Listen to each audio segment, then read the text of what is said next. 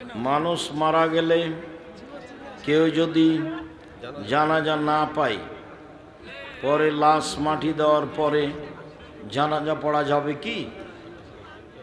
তখন কবরটা সামনে করে জানাজা পড়ে নিবে। বুখারী মুসলিম। হ্যাঁ, কবরস্থানে গিয়ে কবরস্থানের এক পাশে জানাজা পড়ে নিবে। জনাব আমাদের নবী মুহাম্মদ সাল্লাল্লাহু আলাইহি সাল্লামকে মেরাজে নিয়ে নামাজ দেওয়া হয়েছিল, তাহলে অন্য নবীদেরকেও মেরাজে নিয়ে নামাজ দেওয়া হয়েছিল কি? অন্য নবীর কোনো কথা হাদিসে নেই। অন্য নবীকে কিভাবে নামাজ দেওয়া হয়েছিল তা আমাদের নবী সাল্লাল্লাহু আলাইহি সাল্লাম স্পষ্ট বলেননি। তবে সহিহ হাদিসে এসেছে তারা নামাজ পড়তেন এশা ব্যতীত, এশার সালাত ব্যতীত তারা সালাত আদায় করতেন। পদ্ধতি কি ছিল, কিভাবে এসেছিল তার বিবরণ দেওয়া হয়নি রাসূল সাল্লাল্লাহু আলাইহি সাল্লামের পক্ষ থেকে। জনাব হযরত মুহাম্মদ সাল্লাল্লাহু আলাইহি সাল্লাম জীবিত থাকা অবস্থায় কোনো এক সাহাবী হাদিস লেখার অনুমতি চাইছিল, মুহাম্মদ সাল্লাল্লাহু আলাইহি সাল্লাম অনুমতি দেয় নাই। তাহলে মুহাম্মদ সাল্লাল্লাহু আলাইহি সাল্লাম মৃত্যুর 223 বছর পর হাদিস লেখা হয়, তাহলে হাদিস লেখার অনুমতি কে দিল? তুমি পড়াশোনা না জেনে এটা লিখলে কেন? বা তোমাকে কে লিখতে বললো? বকাঠে ছেলে। কত হাদিস আছে আল্লাহ রাসূল নিজে লিখতে বলছেন হাদিস। এই যে আব্দুল্লাহর বই কিনো, আমরা হাদিস মানতে বাধ্য। আছে, গাড়িতে আছে, আব্দুল্লাহর বই কিনো, হাদিস মানতে বাধ্য। যারা সজল যে বলছে যে আব্দুল্লাহর কাছে পরাজয় বরণ করেছে, ওই যে সজল লন্ডনে থাকে না, রোশন সজল না কি যেন ওর নাম, বলছে শুধু কোরআন মানতে হবে। কোরআন যে মানতে হবে তার প্রমাণ কি? কে বলল কোরআন মানতে হবে? কোরআন তো অনেকদিন পরে লিখা হয়েছে, ছাপা হয়েছে। কোরআন মানতে হবে তার প্রমাণ কি? আল্লাহ বলছেন ইয়াহদি বিহি কাসীরা ওয়া ইউদিল্লু বিহি কাসীরা। বহু মানুষকে আল্লাহ কোরআন দিয়ে ভ্রান্ত করেন, কোরআন দিয়ে হেদায়েত করেন। এই শ্রেণীর মানুষদের পাপ নেকি ওজন হবে না। যারা এগুলো বলে সজলের মতো। আল্লাহর নবী হাদিস লিখতে বলেছেন, সাহাবীগণ ধরে রেখেছেন, লিখে রেখেছেন। আব্দুল্লাহ ইবনে উমর লিখতেন আর আবু হুরায়রা রাদিয়াল্লাহু আনহু মুখস্থ করতেন। শায়েখ কবরে নাকি মুনকার নাকির ফেরেশতা আসবে সওয়াল জবাব নেওয়ার জন্য। কোরআনে নাকি মুনকার নাকির ফেরেশতার নাম নেই। কোরআনে আছে কেরামান কাতেবিন, সম্মানিত লেখক, আর হাদিসে তাদের নাম উল্লেখ হয়েছে। তার মানে তুমি মনে হয় সজলের বন্ধু হতে পারো। তোমার পাপ নাকি ওজন হবে না যদি এই আকীদা থাকে। তাহলে তোমার মুখ এবং হাত ধরে তোমাকে একবারে জাহান্নামে নিক্ষেপ করা হবে। বেকুফ, জায়গা পাও না। তোমার নেতাকে বলে দাও আব্দুর রাজ্জাক আপনার ব্যাপারে এভাবে বলেছে, আব্দুর রাজ্জাক বিন ইউসুফ। জনাব কোরআনে আছে হায়াত 2 বার, মৃত্যু 2 বার। তাহলে কবরে যদি জিন্দা করে সওয়াল জবাব নেওয়া হয়, তাহলে হায়াত আবার মৃত্যু কতবার হয়? তুমি গুনে দেখো কতবার হয়। একবার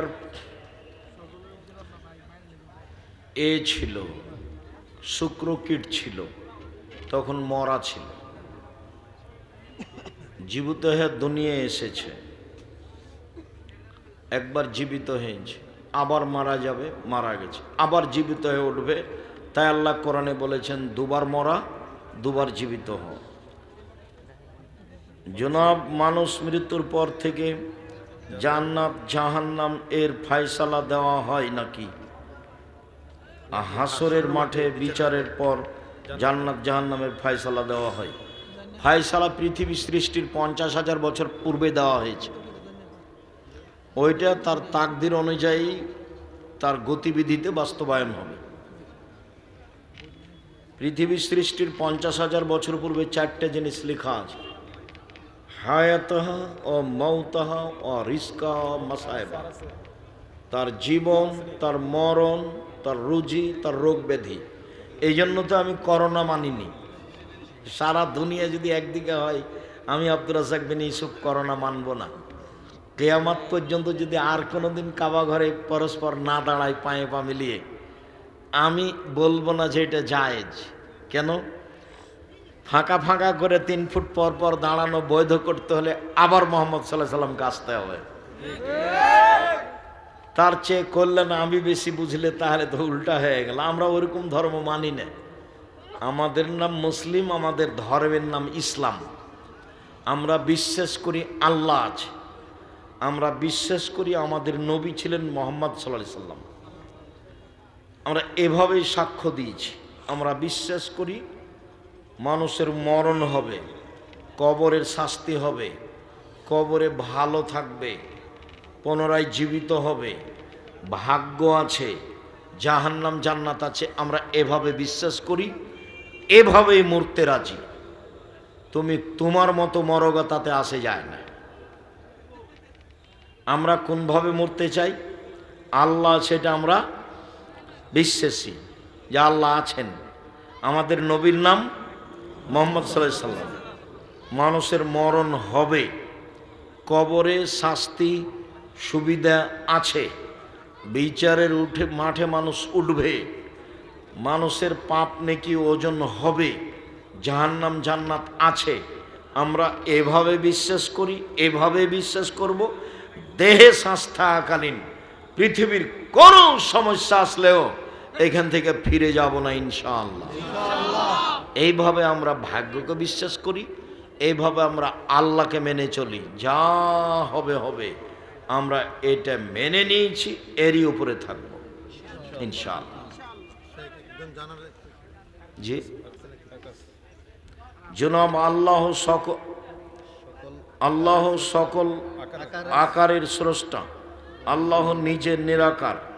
এই কথাটি এনায়েতুল্লাহ আব্বাসী বলেছেন। আমি কারোর নাম বলতে চাই না। আল্লাহ নিরাকার নন, আল্লাহর আকার আকৃতি আছে। আমরা কোরআন হাদিসে তার যেভাবে আকার আকৃতির কথা এসেছে সেভাবে মানি। তোমার চলে না, তুমি মানিও না। আমি কারোর নাম নিয়ে কথা বলতে রাজি নই। আপনাকে বলতে হতো জনৈক আলেম বলেছে, তাহলে আমি খুশি হতাম। আমার জীবনে আমি কোনোদিন কারো প্রতিশোধ নেব না।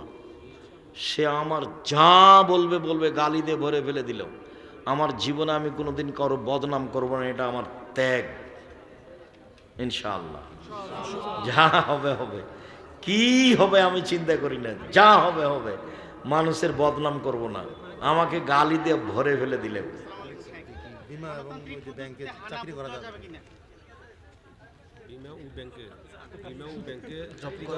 বিমা ও ব্যাংকে জব করা যাবে কি না, চাকরি করা যাবে না। বিমা ব্যাংক এগুলো সব সুদ। জানার ছিল যে একজন ব্যবসায়িক প্রশ্ন করছে যে ওনার 100 টাকার কিনা পণ্যটা সর্বোচ্চ কত বিক্রি করতে পারবে? 120 টাকা। চলন্ত বাজারে যদি 100 টাকা দিয়ে কিনেছে, 500 টাকা দিয়ে হয়, 1000 টাকা দিয়ে তবু যায়, যদি প্রতারণা না হয়। কোনো সমস্যা নেই। আল্লাহ রাসূল একজন সাহাবীকে বললেন যে কুরবানির জন্য একটা ছাগল কিনে নিয়ে এসো। তখন সাহাবী বাজারে গিয়ে 1 টাকা দিয়ে একটা ছাগল কিনেছে, তাকে 2 টাকায় বিক্রি করেছে। বাজারে আর এক মাথায় দিয়ে আবার 1 টাকা দিয়ে ছাগল কিনেছে, টাকাও ফিরে নিয়ে এসেছে। আল্লাহ রাসূল খুশি হয়ে বলছেন, বারাকাল্লাহু ফি তিজারাতিকা, আল্লাহ তোমার ব্যবসায় বরকত দান করুক। খুশি হয়ে গেছেন। তো এটা ডবল দামে বিক্রি ছিল, চলমান বাজার। ওই জন্য জেনে শুনে প্রতারণা না দেয়।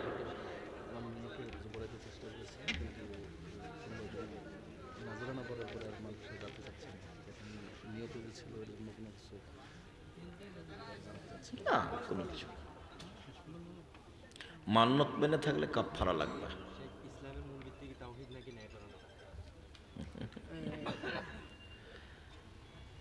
তাওহীদ তো অবশ্যই, তাওহীদ দিয়েই নাই পড়ানো। তাওহীদ ছাড়া কি আর মূল ভিত্তি আছে? তাওহীদ দিয়ে শুরু। আমি সাক্ষ্য দিচ্ছি আল্লাহ ছাড়া কোনো মাবুদ নাই, এটাই হলো তাওহীদ। তাওহীদ দিয়ে ইসলাম শুরু। আসসালামু আলাইকুম হুজুর, আপনার আমার একটা কথা আমার সংসারের একটা ব্যাপার যে আমার পরদাদা মারা গেছে, আমার দাদার আগে তারা বলতেছে এই কথা বইলে তারা